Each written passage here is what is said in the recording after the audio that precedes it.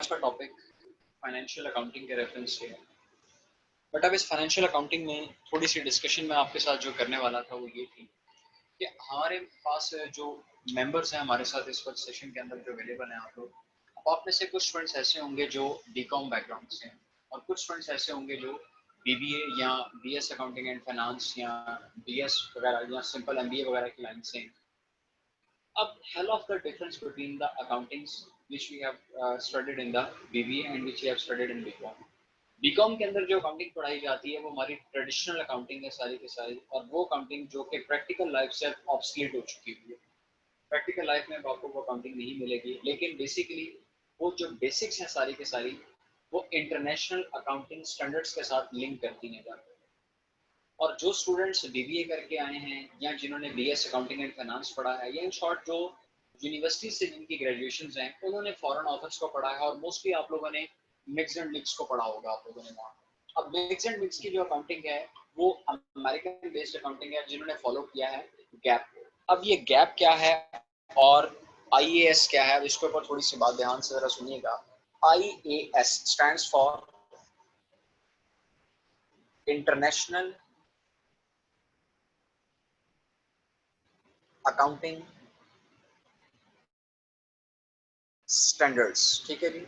In short accounting के rules and regulations IAS की हम बात कर रहे हैं, इंटरनेशनल अकाउंटिंग स्टैंडर्ड्स, जो कि अब साथ साथ शिफ्टिंग किस पे जा चुकी हुई है, अब ये आईएफआरएस के ऊपर शिफ्ट हो चुके हुए हैं। IFRS stands for international financial reporting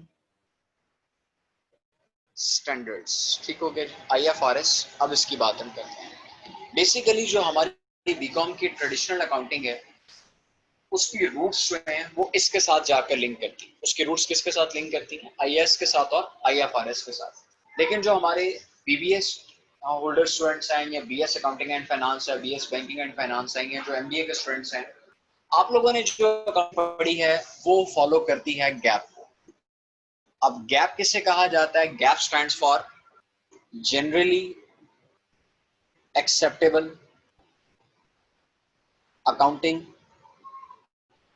principles, that is called gap. IAS जो है ये ब्रिटिश हमारे पास अप्रोच है, ब्रिटिश अकाउंटिंग की बात हम करते हैं, और गैप जो है ये अमेरिकन बेस्ड है, ठीक हो गया। अब इसके दरमियान थोड़ा सा डिफरेंस है, फाइनेंशियल स्टेटमेंट्स के ऊपर भी थोड़ी सी डिफरेंस डिबेट आती है, और उसके अलावा कुछ टॉपिक्स ऐसे हैं जो आपस में थोड़ा सा डिफरेंट एस्पेक्ट से चलते हैं। तो इंशाल्लाह ताला मैं जब आपको पढ़ाऊंगा तो आई शैल ट्राई माय बेस्ट कि मैं आईएएस को भी कवर करके चलूंगा और मैं साथ साथ गैप को भी कवर करके चलूंगा। अब इन चीज़ों को पहले डिस्कस करने का मकसद ही आप लोगों के साथ असल में ये है कि अब जो स्टूडेंट्स गैप फॉलो करके आए हैं, तो जब मैं आईएएस के कुछ कॉन्सेप्ट्स आपके साथ शेयर करूंगा तो मे बी पॉसिबल वो आप लोगों के लिए थोड़े से टिपिकल हो, थोड़ा सा आपके लिए समझना मुश्किल हो या आपके लिए एक नई चीज़ हो। और इसी तरह से जो स्टूडेंट्स आईएएस फॉलो करके आ रहे हैं या आईएफआरएस के बेसिक्स ट्रेडिशनल अकाउंटिंग पढ़कर आ रहे हैं, तो गैप को उनके लिए एक्सेप्ट करना थोड़ा सा मुश्किल होगा। तो इस बात को जरा बड़े ध्यान से आप लोगों ने लेकर चलना है। अब इसको जरा ध्यान से समझना है चीज़ों को। इंशाल्लाह ताला में मेरी पूरी कोशिश होगी कि मैं बड़े क्लियरली तौर पर इस चीज़ को आप लोगों के सामने रख सकूं, आप आसानी से इसको समझ सकें। अब अगर मैं अभी फिलहाल बात को स्टार्ट करता हूं सिर्फ और सिर्फ अकाउंटिंग की डेफिनेशन के ऊपर, अगर हम बात करते हैं तो अकाउंटिंग की डेफिनेशन क्या कहती है इसको जरा ध्यान से देखिएगा। वो कहता है जी, accounting is an art. Accounting एक आर्ट है। किस चीज का? 5 स्टेप्स इसमें इन्वॉल्व होते हैं अकाउंटिंग के अंदर। Accounting is an art of recording. Accounting is an art of recording.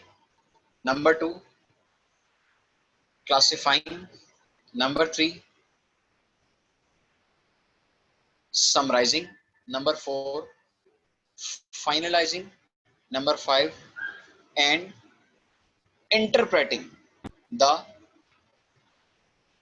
result of business data. अब जरा इस बात को ध्यान से देखिएगा। अब ये क्या डिस्कशन, दोबारा से बात को रिपीट कर रहा हूं। Accounting is an art of, accounting क्या है? एक आर्ट है। किस चीज का?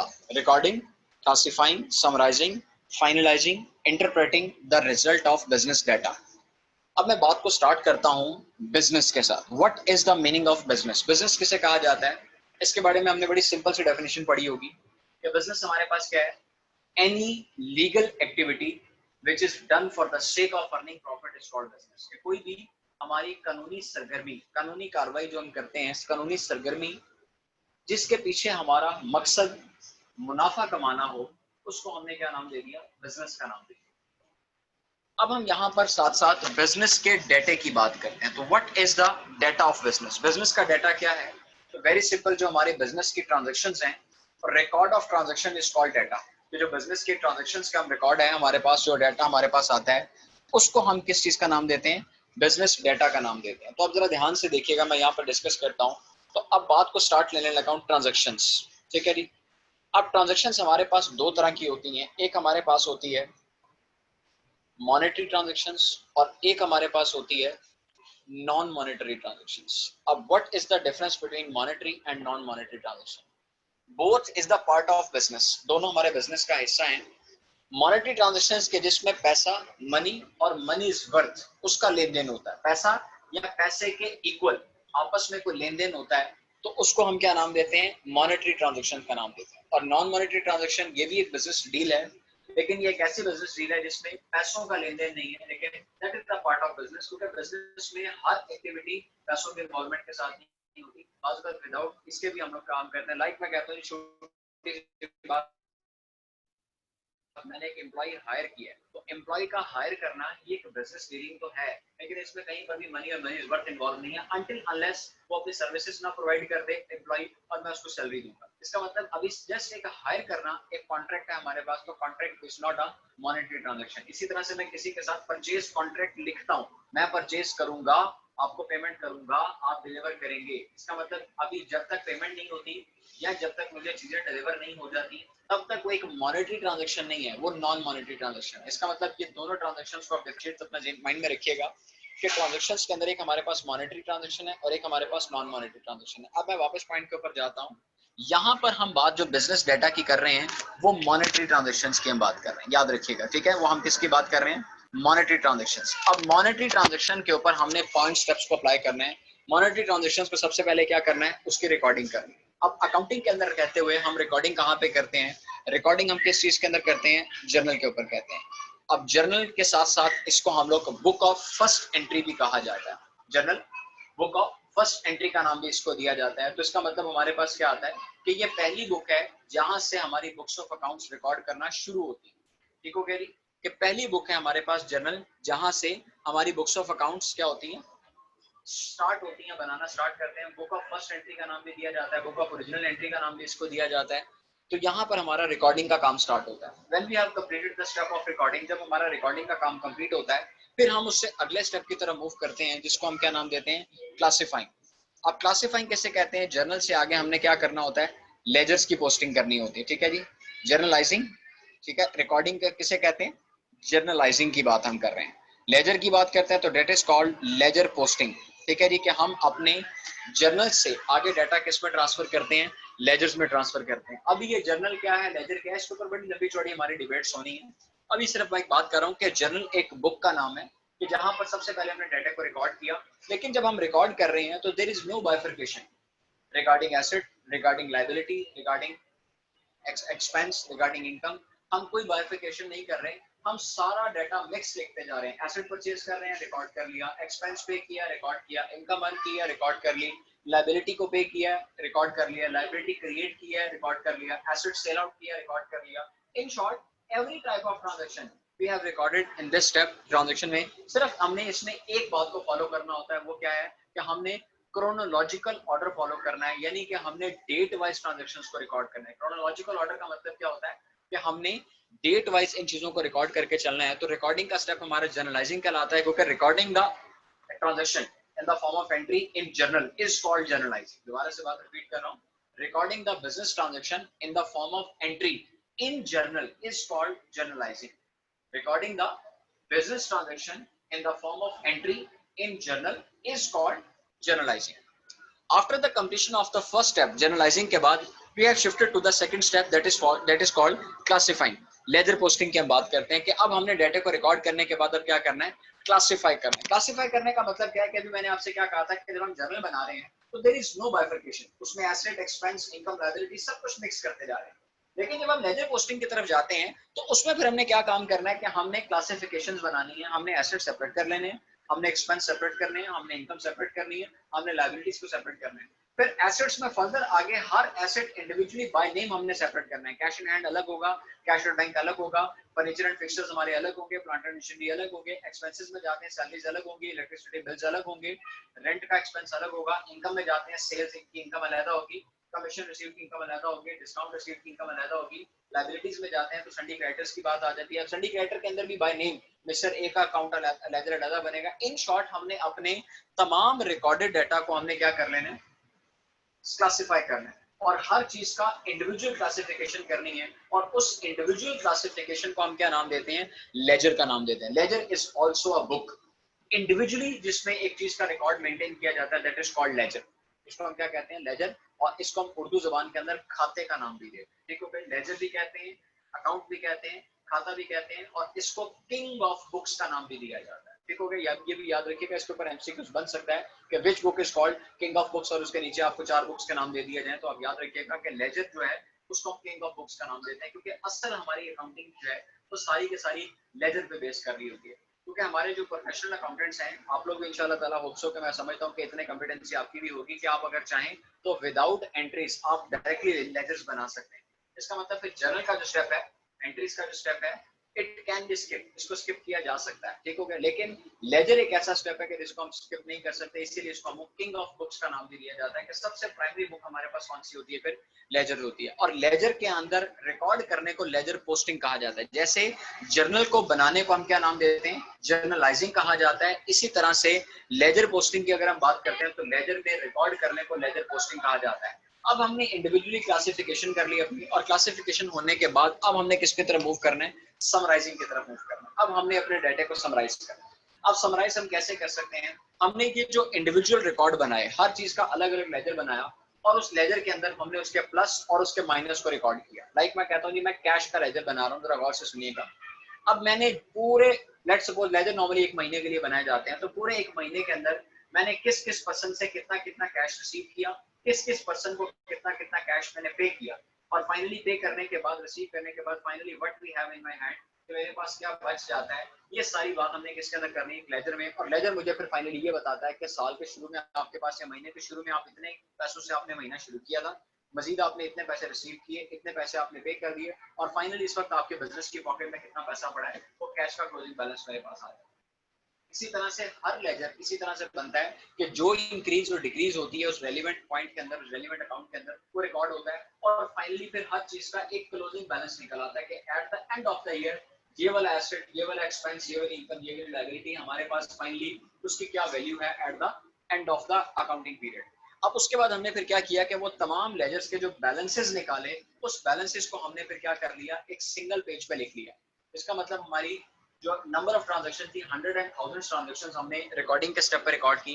फिर हमने नंबर ऑफ लेजर्स बनाए, और लेजर्स बनाने के बाद उस डाटा को इस तरह से समराइज किया कि हमने जितने भी लेजर्स मेंटेन किए थे, हर लेजर का जो हमारे पास बैलेंस आया उसको एक पेज के ऊपर हमने क्या कर लिया, राइट डाउन कर लिया। और उस पेज को हम अकाउंटिंग लैंग्वेज में क्या नाम देते हैं, ट्रायल बैलेंस का नाम देते हैं। ठीक हो गया जी। फिर हमने क्या बना लिया, ट्रायल बैलेंस बनाया, और ट्रायल बैलेंस बनाने के बाद हमने अपने समराइजिंग के स्टेप को भी क्या कर लिया, कंप्लीट कर लिया कि डाटा हमारा क्या हो चुका है, समराइज हो चुका हुआ है, एक शॉर्ट फॉर्म में हम उसको ले आए।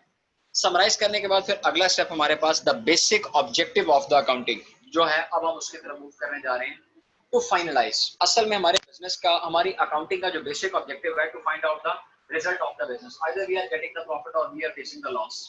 असल में हमारे बिजनेस का प्रॉफिट है या लॉस का रिजल्ट फाइंड आउट करने के लिए हम क्या करते हैं, हम अकाउंटिंग को परफॉर्म कर रहे होते हैं। तो अब हम उस स्टेप की तरफ पहुंच चुके हैं, फाइनलाइजिंग। अब जो समराइज डाटा मेरे पास आ चुका है, with the use of that summarise data मैं फिर बिजनेस की क्या बनाता हूँ, फाइनेंशियल स्टेटमेंट्स बनाता हूँ। यहाँ पर मैं एफएस का नाम दे रहा हूँ, FS stands for financial statements बनाता हूँ। और फाइनेंशियल स्टेटमेंट्स के अंदर हमारे पास क्या क्या आती हैं, 5 स्टेटमेंट्स हैं। अभी बाय नेम कॉल कर रहा हूँ, फिर इसको ऊपर डिटेल बात भी करेंगे जाकर। इसमें सबसे पहले हमारे पास इनकम स्टेटमेंट, जिसको B commerce trading profit and loss account से पढ़कर आए थे। फिर उसके बाद हम लोग बैलेंस शीट की बात करते हैं। बी कॉमर्स ने तो बैलेंस शीट पढ़ा, और मे बी अकाउंट जो हमारे जो बीबीए होल्डर स्टूडेंट्स हैं उन्होंने इसको स्टेटमेंट ऑफ फाइनेंशियल पोजीशन के नाम से पढ़ा होगा। फिर उसके बाद हम लोगों ने बी कॉमन स्टेटमेंट है, उसके बाद profit and loss appropriation account पढ़ा होगा, और आप लोगों ने statement of changes in equity या स्टेटमेंट ऑफ रिटेन अर्निंग के नाम से पढ़ा होगा। फिर उसके बाद हमारे पास एक और चौथी स्टेटमेंट आती है cash flow statement. B commerce ने इसको बीकॉम लेवल के ऊपर तो कैश फ्लो नहीं पढ़ी, बी कॉमर्स ने इसके जगह पर कैश बुक पढ़ी हुई है, single column, double column, triple column पढ़ी थी। लेकिन जो हमारे वीपी होल्डर्स हैं, आप लोगों ने इसकी जगह पर कैश फ्लो स्टेटमेंट्स को पढ़ा होगा। तो ये 4 स्टेटमेंट्स हमारे पास आ गई, और 5वीं हमारे पास स्टेटमेंट इटसेल्फ कोई स्टेटमेंट नहीं है, लेकिन that is called working notes.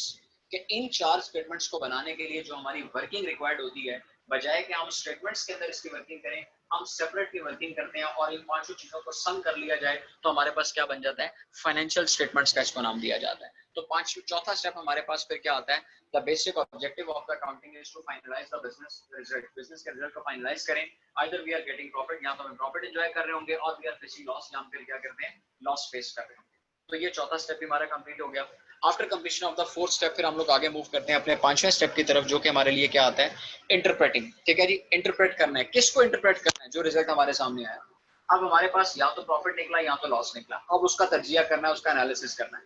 अब मैं इसकी बेस्ट एग्जांपल देता होता हूँ कि कभी आपका इत्तेफाक हो टीवी के ऊपर आप कभी मैच देख रहे होते हैं, क्रिकेट मैच है या फुटबॉल मैच है या हॉकी का मैच है, व्हाटएवर द मैच, जब वो मैच खत्म होता है तो फिर उसके बाद एक छोटा सा प्रोग्राम स्टार्ट होता है जिसमें 3-4 लोग एक टेबल टॉक करते हैं बैठकर, और उस मैच के ऊपर फिर वो तबसरा कर रहे होते हैं कि ये मैच कौन सी टीम जीती है तो जीतने की वजह क्या थी, कौन सी टीम हारी है तो उसकी क्या वजह थी, किस जगह के ऊपर टीम ने गलती की है, किस जगह के ऊपर टीम ने प्लस पॉइंट उठाया। Basically this is called analysis, interpretation होती है। और यहाँ पर भी आपने यही काम करना है कि अपने बिजनेस का जो रिजल्ट आया आप उसके ऊपर इंटरप्रिटेशन करनी है। अगर आपके बिजनेस में लॉस फेस कर रहा है या आपके बिजनेस का प्रॉफिट हुआ है लेकिन पिछले साल की निस्बत आपका कम प्रॉफिट हुआ है, तो फिर आपने अपने पूरे साल के अंदर वो ग्रे एरियाज फाइंड आउट करने हैं। ग्रे एरियाज का मतलब है कि वो अपने नेगेटिव पॉइंट्स आपने फाइंड आउट करने हैं कि जिन पॉइंट्स की वजह से आपको लॉस फेस करना पड़ा है या आपका प्रॉफिट डिक्रीज किया है, ताकि उसको आप ओवरकम कर सकें और अगले साल आप उस मिस्टेक्स की तरफ ना जा सकें।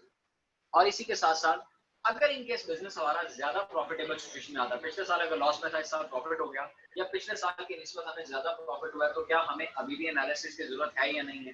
तो डेफिनेटली बात है, एनालिसिस हमने तब भी करना है, लेकिन अब हमने ग्रे एरियाज की बजाय हमने पॉजिटिव पॉइंट्स को सर्च आउट करना है कि कौन से पॉइंट्स ऐसे थे जिसकी बेस के ऊपर हमने पहले से ज्यादा काम किया, कौन से पॉइंट्स ऐसे थे जिसके ऊपर हमने क्या किया, पहले से ज्यादा काम किया है, जिसकी वजह से ज्यादा प्रॉफिट अर्न किया है। तो वो हम लोगों ने पॉजिटिव पॉइंट सर्च करने हैं ताकि अगले साल हम मजीद उन पॉइंट्स के ऊपर काम करके अपने बिजनेस को और ऊपर लेके जा सके। एक तो ये एनालिसिस है, या फिर हम बिजनेस का डिफरेंट एस्पेक्ट्स एनालिसिस करते हैं, जो आप लोगों ने टॉपिक आजकल पढ़कर आए हैं, रेशियो एनालिसिस के नाम से आप सबने टॉपिक पढ़ा होगा। तो वो हमारा किसमें आता है, इंटरप्रिटेशन के अंदर आता है, ताकि हम बिजनेस को डिफरेंट एक्सप्रेस की इंटरप्रिटेशन कर रहे होते हैं, इंटरप्रेट करते हैं बिजनेस को।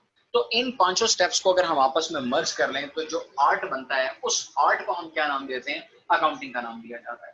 एक दफा फिर से रिपीट कर देता हूं कि accounting is an art of recording in journal, classifying in ledgers, summarizing in trial balance, finalizing in financial statements, and interpreting through ratio analysis. तो ये 5 स्टेप्स अगर आपस में ज्वाइन हो जाएं तो इसको हमने फिर क्या नाम दे दिया, अकाउंटिंग का नाम दिया। और ये 5 स्टेप आपस में चेन लिंक होते हैं। चेन लिंक इसलिए कहा जाता है कि इसमें एक स्टेप दूसरे स्टेप के साथ क्या कर रहा होता है, अटैच होता है। After the completion of the first step, we should move to the second step, and after the completion of the second step, we should move to the third step. ऐसा पॉसिबल नहीं है कि हम directly पहले third step पे चले जाएं, चौथे स्टेप पे चले जाएं और उसके बाद पहले या दूसरे की तरफ मूव करते हैं, ऐसा नहीं है। ये एक चेन सिस्टम के अंदर चलता है, पहले स्टेप के बाद दूसरा, दूसरे के बाद तीसरा, चौथा एंड पांचवा एंड सो ऑन। ये सारी वर्किंग हमारी इस तरह से चलती है, और इस चीज को हम लोग फिर क्या नाम दे रहे होते हैं, अपना